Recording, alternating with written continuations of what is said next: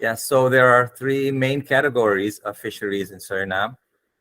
We have the inland estuarine fisheries, and then you have the coastal fisheries and the offshore fisheries, which are um, divided by depth and also areas. This is a overview of the production, which ranges between the 30,000 and 40,000 tons per year. It's an export-oriented sector, and we have about 4 to 5,000 fishermen and others working in the sector. So, in terms of the legal and institutional framework, our partners, the main partners are um, the Maritime Authority. In the second column, you see the legal basis for each authority. Then we have the Coast Guard. The legal basis for the fisheries is the Sea Fisheries Act, the main one. And there you could see the responsibilities. We are responsible for policy and development and control, monitoring. The Coast Guard has also some of the same responsibilities. Besides the Coast Guard, then we have the Maritime Police, the Navy, and the National Forestry Service. They are responsible for some of the inland areas like the lagoons. And then we have the Fish Quality Inspection Institute. In terms of fisheries management, the goal is as described in the Fisheries Management Plan 2021 to 2025 is a sustainable and balanced exploitation of with minimal negative impact on the ecosystem. And then you see the 5 strategic areas: participatory management, precautionary principle, national and regional collaboration, monitoring, control, and surveillance, and data collection and research. This is to give you an idea of the challenges the Fisheries Management Plan is supposed to address. We had a strong increase in the fishing pressure in recent years to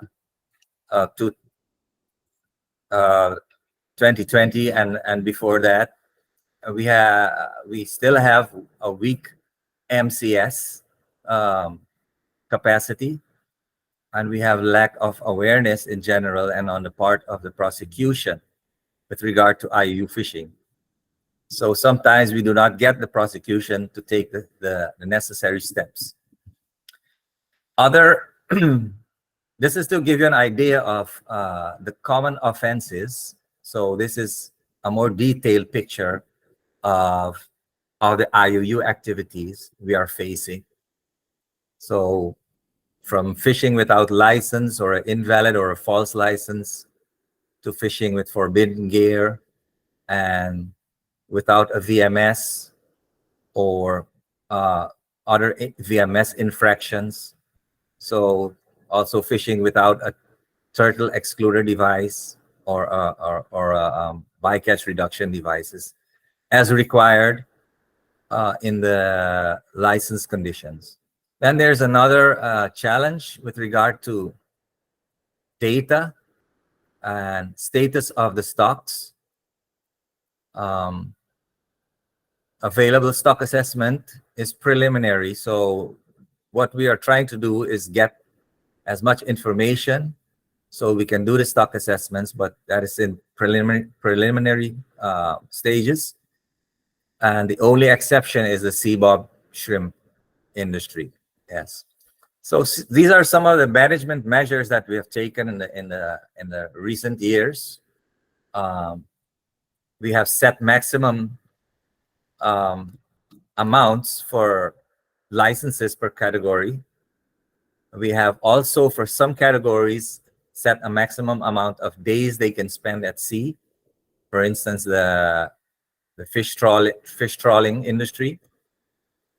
We have fishing zones, so and no fishing zones as well.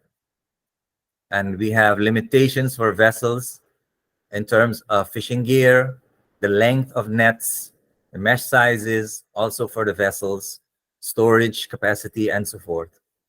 We have strict rules concerning the renewal, replacement, and transfer of vessels, because there's a system where people are continuing the IUU activities and replacing the vessels that we are trying to take out of the system.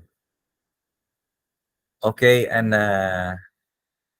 we have put a lot of effort into vessel marking and identification, and a lot of effort in increasing our engagement with other authorities.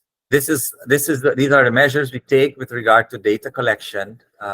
We are upgrading our fisheries data collection system. Also, there is a program with FAO to renew or to update the database with the Calypso system. And in terms of the future blue economy prospects, we think that it is wise to continue with implementation of the strategies that have been included in the fisheries management plan, together with our national and regional partners. We think that going ahead with co-management and empowerment of the fishing communities is very important. We have seen a lot of development and improvement of the relationship with the communities. We think it is very important to support sustainable management initiatives from the sector itself. So there's a fisheries improvement program going on for some of the categories, and we also have the MSC certification, which some part of the industry are intending to also have a MSC certification. We support initiatives for value chain development in the fisheries as well as aquaculture.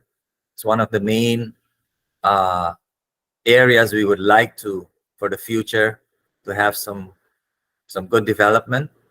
And we would like to see some more professionalization within the fisheries in terms of the people who are working in the fisheries. We're talking about laborers, captains.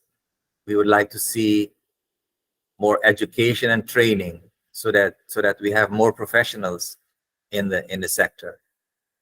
And last of all, we would also like to promote decent work criteria, because we have a lot of fishermen coming from Guyana and surrounding areas. A lot of fishermen, people who end up in the sector, are people who have tried in other sectors and failed, and maybe just look at the fisheries as a last resort. But we would like to see more improvement in the working criteria, because a lot of the activities are done in an informal manner. So a lot of the working relations are not written on paper. So you have a lot of room for people to be put under pressure, and that's one of the areas we would like to give a lot of attention to in the future. That's about it, and I would like to thank you for your attention, and if there are any questions, we will address those in the chat. Thank you, Mr. Arjune.